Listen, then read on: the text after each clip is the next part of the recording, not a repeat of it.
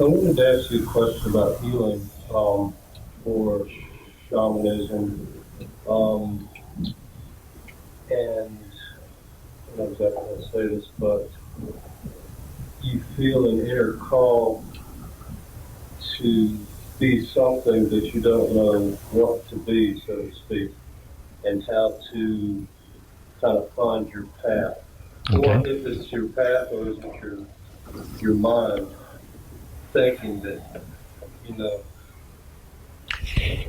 Well, let's assume that there's a possibility out there for you. If you don't decide what you want, you're never going to get there. Now, even if the thing that you want turns out to be different as you go along, if you want to go, you're from North Carolina? Yes. Okay.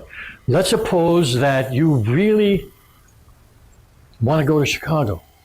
You don't know what's there, you've heard about it, you have no idea what you're going to do there, how it's going to work out.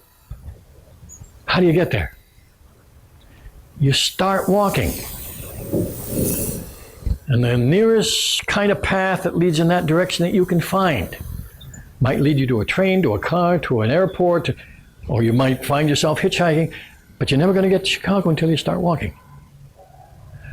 If there's a feeling of something that you could be, or something that you want to do, you don't have it well defined, give it a name. My purpose. And then start doing anything, not with the intent to reach your purpose, with the intent to carry out your purpose, not to find it, because it's not a thing. It's something you do. But if you have this in mind, to make my purpose more and more clear, it's not something you sit and meditate on until it clarifies. It's something that clarifies as you start moving. Because even if you start focusing in the smallest way, the energies and information and knowledge of the universe starts helping you. If you don't act, it can't help you. I guess I've looked at a lot of cultures, Native American, African, Aboriginal. Right. I'm just discovering with wine, there's a lot of common threads there. Right. And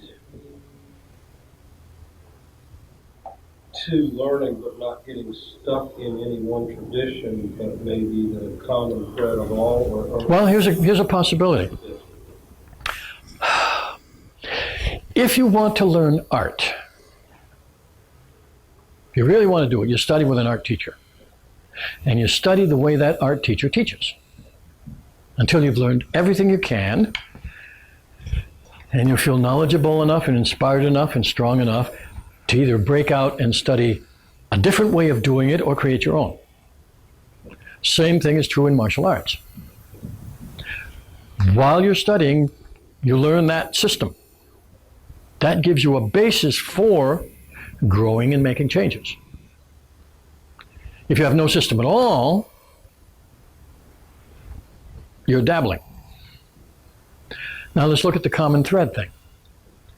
You can study a system, and in your mind, what you're looking for is to learn as much as you can about that common thread, even while you're learning that system very well. As an example from me, I'm a psychologist. But I went into psychology from a background in shamanism. This common thread idea has always been something I'm absolutely interested in. So I've studied quite a few systems until I knew them thoroughly. So I studied the Western common psychological system, but my intention in doing that was twofold. One, to find the common thread as it occurs in that system. And not just being aware of a few little examples, that's not enough. You really have to understand it. Right? And two, to be able to speak the language of most of the people in urban societies today. Because I'm not teaching ancient Hawaiians. I'm teaching modern urban people. And they have had huge background in psychotalk. Okay? So being able to explain this ancient knowledge in modern terms has been real helpful to allow them to start using it. So I'm only saying that I learned shamanism. Of course, you don't learn any system 100%. Okay? But you learn it until you reach a point where you realize I can break out, I can change, I can modify.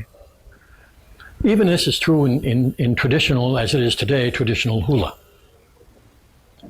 Because you study with a hula master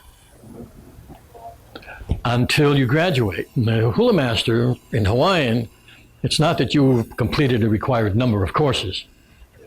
It's when you can do the hula the way he has trained you and demonstrate that. Then you're declared a kumu, a teacher. Now you can go off, start your own troupe, invent new dances. Be creative. Right?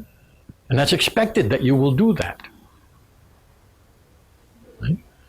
But you have to know a system first before you have the knowledge and framework to be able to do that, so that you know what you're changing. That's one point of view.